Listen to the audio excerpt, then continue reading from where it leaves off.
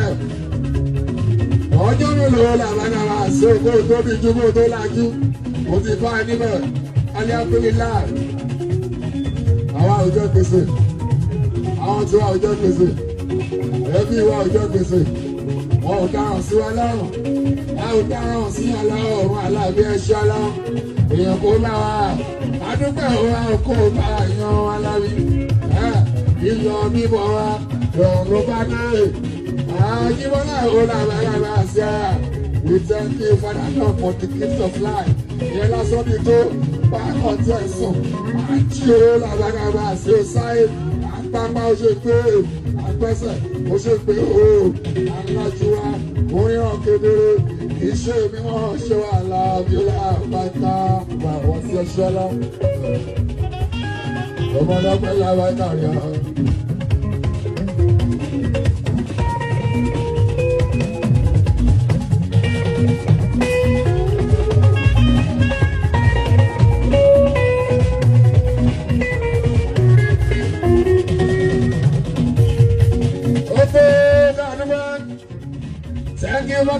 the gift of life. Ìyẹn kan ti tó lọ́tọ̀. Sùlẹ́mí àná òjì sáyé lọ́jọ́ kejì. Ọmọ ọba ṣọpẹ́. Àmọ́ yẹn bẹ́ẹ̀ jọ Sùlẹ́mí àná. Tí wọ́n rọ̀ ọjọ́ kejì kúnlé lágbàgàmì àlọ́bí tó ní kí wọ́n ṣe. Alágbèrè láì. Adúgbò tiwa. Gbogbo tá a bá ní wọ́n sí ìròyìn. Gbogbo ọba tó gbé ló ń bá wa lára mu. Ẹ̀ṣin ọlá. Gbogbo táì tó gbé ló ń bá wa lára mu. Ọlọ́run ló gbé wa sókè. Gbogbo ìgbà alábàgà alábí adúpẹ́. Ibi ẹ ti gbà bọ́ alábàgà yẹ mọ̀ṣọ́ ńlá. Ibi ẹ bá dó adúpẹ́. Ibi ẹ ṣe mú wa lọ lábàgà alábí oní ti dáadáa. Ẹ ṣàná ọmọ yẹn wá àánúgbè láti àtọ́pẹ́ náà. 58 years. Èrè mi kọ́ alágbèrè àbáńkálà obìnrin. Àlàyé àgbà ti dé Emmanuel station.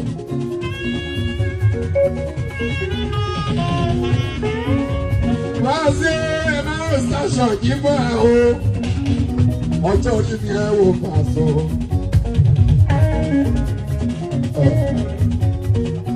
Ẹ dákun Emmanuel station kì í bọ̀ ẹ̀ o.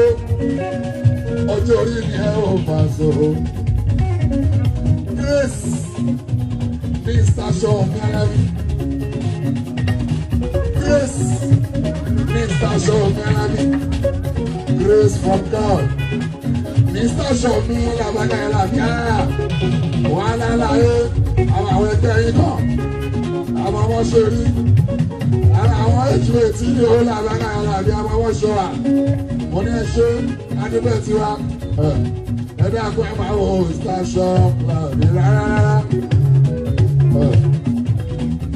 Ìṣẹ́jú méjì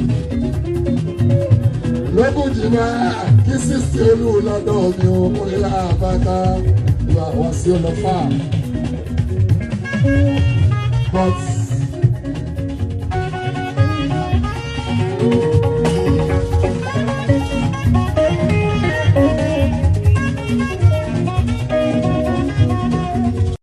adúgbò tiwa gbogbo tá a bá ní wọ́n sí ìròyìn. Gbogbo ọba tó gbé ló ń bá wa lára mu. Ẹ̀ṣin ọlá. Gbogbo táì tó gbé ló ń bá wa lára mu. Ọlọ́run ló gbé wa sókè. Gbogbo ìgbà alábàgà alábí adúpẹ́. Ibi ẹ ti gbà bọ́ alábàgà yẹ mọ̀ṣọ́ ńlá. Ibi ẹ bá dó adúpẹ́. Ibi ẹ ṣe mú wa lọ lábàgà alábí oní ti dáadáa. Ẹ ṣàná ọmọ yẹn wá àánúgbè láti àtọ́pẹ́ náà. 58 years. Èrè mi kọ́ alágbèrè àbáńkálà obìnrin. Àlàyé àgbà ti dé Emmanuel station.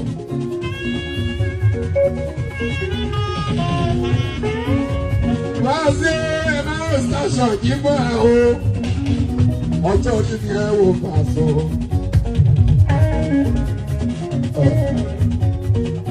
Ẹ dákun Emmanuel station kì í bọ̀ ẹ̀ o. Ọjọ́ orí ni ẹ wò pàṣọ. Grace. Station Galabi. Grace. Station Galabi. Grace from God. Station mi làbàgà yẹn làbíà. Wàhálà láyé. Àwọn ẹgbẹ́ yìí kan. Àwọn ọmọ ṣe rí. Àwọn èjì etí ni ó làbàgà yẹn làbí àwọn ọmọ ṣọ wa.